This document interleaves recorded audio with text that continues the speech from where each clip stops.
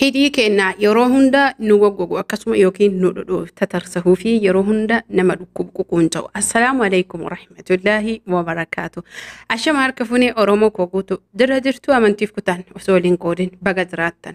Hundi keessanuyyuu har'a kaniin qabadhee dhufee qoricha karaa lamaaf fayyadamnu faarmaasii yookiin mana qorsaa irraa kan argannuu fi yookiin mana kilinika qorsitti gurguramu irraa kan argannu akkasuma mana keenya keessatti kan hojjetamuu fi qoricha faayidaa guddaa fi bu'aa guddaa qaama keenya yookiin hidhii kennaaf qabu haaluma salphaa ta'een hundi keessan namoonni maatii kiyyaaf haaraya taatan mallattoo subscribe cuqaasuun namni ammoo maatii kiyyaaf haaraya hin tahinii walumaa galatti mallattoo laayikii koomantii fi yaada babbareedaa naaf kaaya.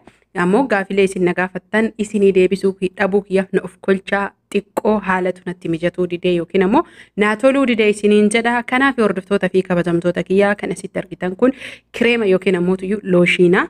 Looshiinni kun keessattuu biyyoota gugurdatan keessatti bakka hundatti kan argamuu fi daa'imman kenna jechuu yookiin daa'imman keessattuu shamarran kenna mana arabaa hojjetan ni beekani.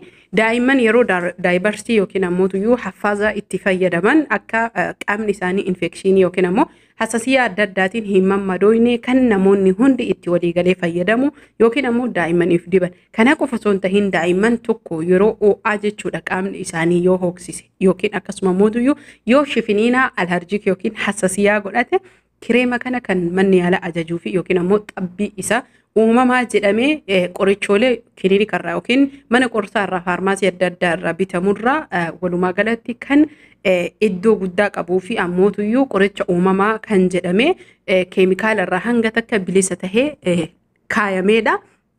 Kanaaf hordoftoota fi kabajamtoota kiyyaa kireemni kun waan hedduuf bu'aa qaba. Tokkoffaa irratti hidhiin keenya akka hin dhodhoone yookiin qoricha akka hidhiin keenya hin babbaqaqne akkasuma goggoydee hin ququncaane nu gargaara. Lammaffaa irratti infekshinii yookiin ammoo hassasiyaa keessattuu shamarran keenya kofni isaanii lamaan yeroo ho'aa akkasuma ammoo yeroo marsaan lagoo itti dhufu mammadaaya. Kinni kun waggaa yookiin ammoo expired isaa waan qabuuf expired isaa eedanii yoo jettan waggaa tokkollee isin fayyada jechuudha. Kireemni hedduu yookiin ammoo dibatoonni faarmaasii irraa mana qorsaa irraa bitaman banamanii ji'a ja'a ol ka bu'aa hin qabnetu jira. Inni garuu yoo qadaada isaa eedanii jettan haaluma salphaa ta'een ammoo faayidaa isaa akkuma duraatitti qaba jechuudha hanga takka.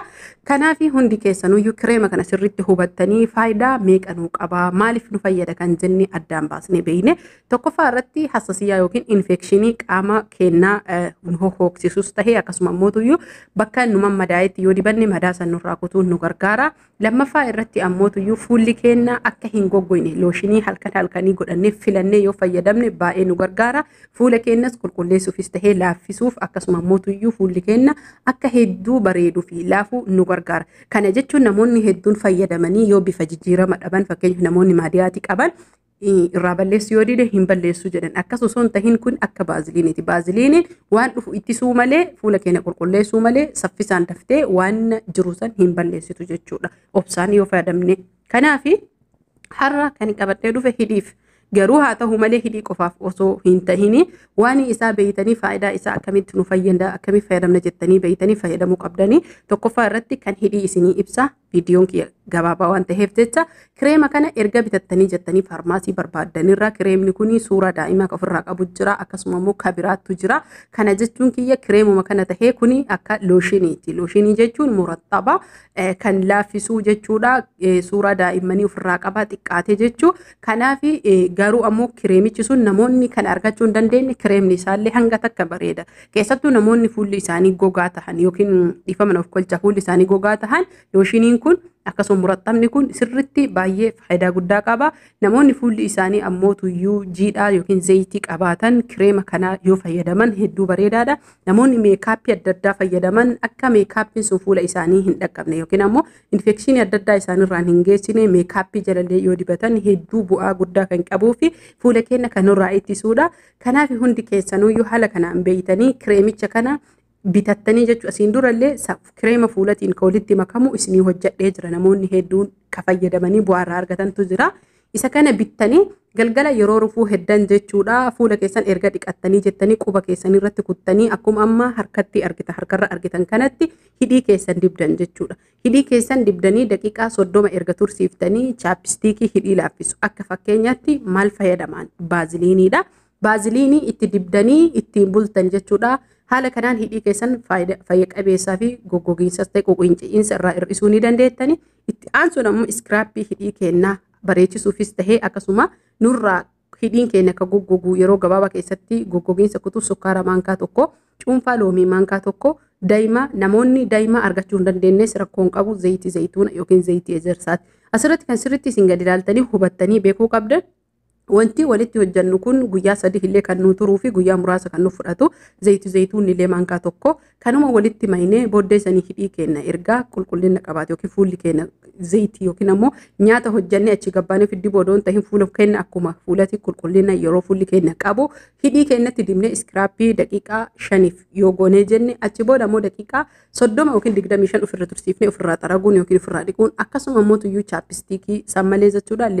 Namoonni hedduun jechuudha baaziliinii bu'aa isiin beekanii baaziliinii yoo fayyadamtan hidhiin keessan fayya qabeessa goggogiinsaa fi akkasuma ammoo tuyyuu hedduu kan isin ququunca'uu irraa hafuu fi yookiin damdamatuudha fayyadama laala. Akkasuma ammoo tuyyuu osoo daa'ima itti edaatanii hedduu bareeda akka hidhiin kennaa halluun isaa bareeduu yookiin ammoo tuyyuu baay'ee miidhagaa dibata tokko malee nama hawwatu godha. Kanaaf itti aansuun ammoo akkaataan dibata isaa haala kanaan yoo ta'e namni sirriitti gadi fageenyaan hubattanii beekuu qabdan iskraappii haala kanaan gootanii iskraappii akkuma qaamaa akkasuma ammoo tuyyuu fuula amma dibanni kun iskraappii qaama keenya yeroo shaaworii irratti hedduu fidee jira. Qaama keenya laaffisuufis ta'ee qulqulleessuuf bareechisuuf akkuma hidhii kanatti gahee guddaa qaba. Iskraappii kana qaamattis fayyadamuu ni dandeettani. Akkasuma ammoo tuyyuu iskraappii kana rifeensattis namoonni forforii adda addaa qabdan fayyadamuu ni dandeettani. Yoo barbaadan bakka sukkaara soogidda buusu akkasuma ammoo soogidda bullaasan yookiin ammoo sukkaaruma kanayyuu iskraappii mataa rifeensaa namoonni forforii qabdan rifeensa keessan iskraappii godhuuf hin dandeettani. Kanaaf hidhii keenya akka hin ququuncaane godhuuf yookiin ammoo tuyyuu hidhiin keenya akka hedduu nu jalaa hin goggoine godhuuf tokkoffaa irratti bishaan gahaa dhuguu, lammaffaa irratti hirriba gahaa rafuu fi nyaata keenya yeroodhaan eeggannee cirees ta'ee akkasuma laaqana keenya akkasuma nyaata galgala walumaa galatti nyaatolee nu barbaachisanii fi qaamni keenya akka hir'ina tokkollee argate eessaanuyyuu rakkoo qaamni keenya hin godhanne fayyadamuu qabna. Garuu loomis tahee zayitii zayituun akkasuma daa'imaa torbaan keessatti al 2 yookiin al 3 fayyadamuun nurratti dirqama akka hidhiin keenya hedduu laafuu fi bareedu. Haa ta'u malee namoonni hidhiin keessan hedduu goggogu kireema reef isinitti agarsiisan bitachuudhaan isa san galgala dibattanii baaziliinii keessan irraan dibattanii yoo raftan hidhii keessan hancufaan hin tuqina. Namoonni hedduun yeroo hedduu arraba baasanii hidhii isaanii hancufaan tuqaa oolanii inni sun akka hidhiin keessan goggoguu fi yookiin ammoo hancufni sun akka hidhii goggoysullee isin gargaara. Booddeessanii yoo goggogee jedhe ni ququuncaa boodasanii ni mammadaaya. Kanaaf hedduu nama jibbisiisaa of eeggannoo fi haala kanaan namoota tajaajila kunuunsaa hidhii kennaaf haa goonu isiniin jedha. Viidiyoo kiyya osoo isinitti hin dheeressin asumatti kan isinirraa dhaabu gaafilee keessaniif ka deebii dhabdan na of kolchaa isiniin jedha. Viidiyoolee naa mijaa'e isiniif hojjedhee gad isiniif dhiisaa dabareedhaan kunis gaafii keessan isinii